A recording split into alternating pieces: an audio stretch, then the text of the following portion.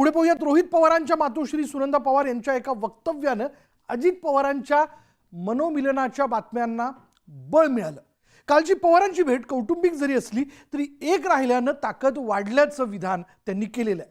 जी कार्यकर्त्यांची इच्छा तीच आमचीही असं म्हणत सुनंदा यांनी पवारांच्या समेटला सकारात्मकता दर्शवली आहे। विखुरलेला राहण्यापेक्षा एका मुठीने जर पक्ष राहिला तर त्याची ताकद चांगली राहील महाराष्ट्रामध्ये।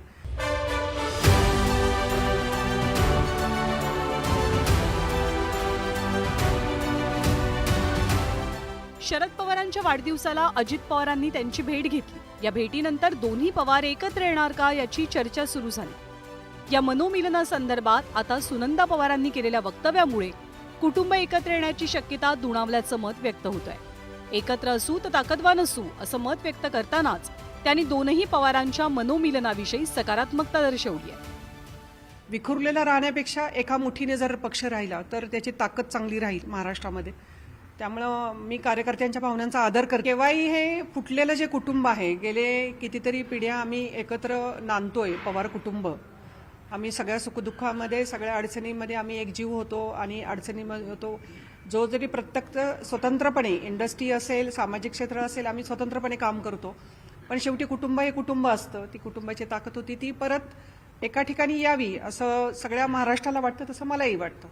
1.5 वर्षांपूर्वी राष्ट्रवादीत फूट पडली, कार्यकर्ते विभागले, मनही दुभंगली। या फुटीनंतर परिवारातही दुरावा आला। अशा परिस्थितीत रोहित पवार आणि त्यांच्या कुटुंबानं शरद पवारांना साथ दिली। आता निवडणुका आटोपल्यानंतर पवारांचं घर पुन्हा एक होण्याच्या चर्चा जोर धरतायत। दिल्लीत दादांनी घेतलेली साहेबांची भेट असो किंवा मग सुनंदा पवारांचं विधान असो, दोनही राष्ट्रवादीच्या नेत्यांनी काका पुतण्याच्या राजकीय मनोमिलनाविषयी सावध भूमिका घेतली आहे। सगळं झाल्यानंतर आता एकत्र आले पाहिजे, बिलकुल आले पाहिजे, पण तुमच्या मुलाला वाटतं का की ते राज्यमंत्री पदाची किंवा कॅबिनेटची शपथ घ्यावी म्हणून तुम्ही बोललात? याचं उत्तर काकींनी द्यावं। ते येत असतील तर स्वागत आहे, पण जितेंद्र आव्हाड, अमोल कोल्हे, संजय राऊत आणि रोहित पवार या चौघांना हे वाटत नाही, वाटणं शक्यच नाही। आमच्याकडून तर वेलकम आहे। अर्थात या बाबतीमध्ये सुनंदाताई काय म्हणाल्या हे त्यात साहजिक आहे, त्या कुटुंबातल्या आहेत, अजितदादांच्या वहिनी आहेत, त्याच्यामुळे त्यांचं मत ते असू शकतं। पण या बाबतीमध्ये पवारसाहेब जो निर्णय घेतील त्याला अतिशय महत्त्व आहे।